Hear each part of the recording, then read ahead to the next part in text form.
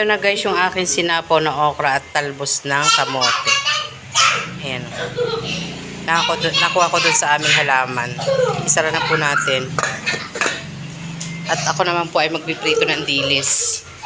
Yan po ang aming ulam ngayon. Magsasangag. Magsasangag pala ako ng dilis.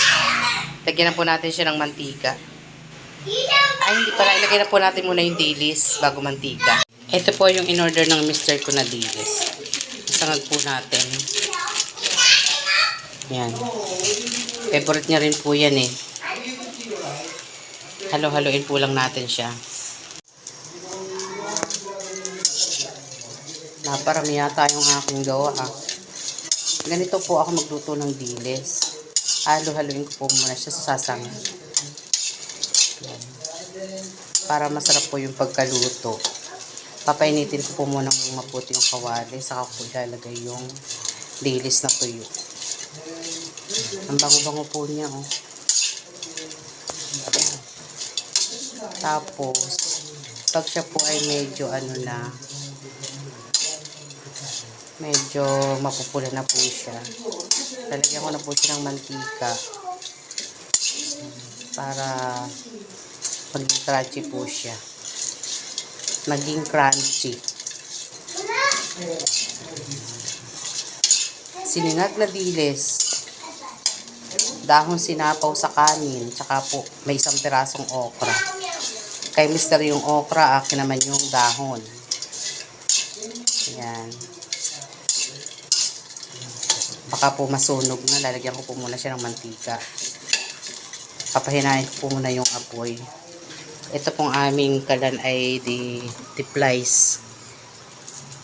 Papahinain po muna. Yan, namatay. Balik po natin.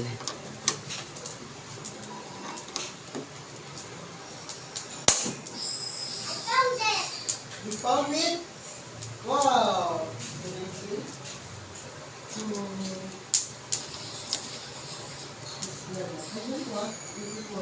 Low heat lang po. Lagyan lang po natin ng mantika. Konti lang po. Then, haluin po uli natin. Kay mister ko po ito natutunan. Sasangag muna yung dilis sa kalalagyan ng mantika para po siya masarap ang pagkaluto. Medyo crunchy. Crunchy. Ang bango-bango po niya. Yung pong aking mga anak kumain na. Ang ulam nila ay fried chicken. Yung natira kagabi. Kaya po kami may lumang mantika na yung pong ginamit ko dito. Pinaglutuan ng manok kagabi ng fried chicken nila. Okay na po ito maya-maya.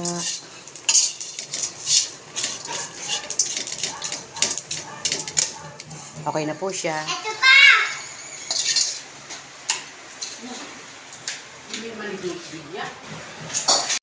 Ito na po yung aming ulam. Nakain niya na po yung isang okra. Yan.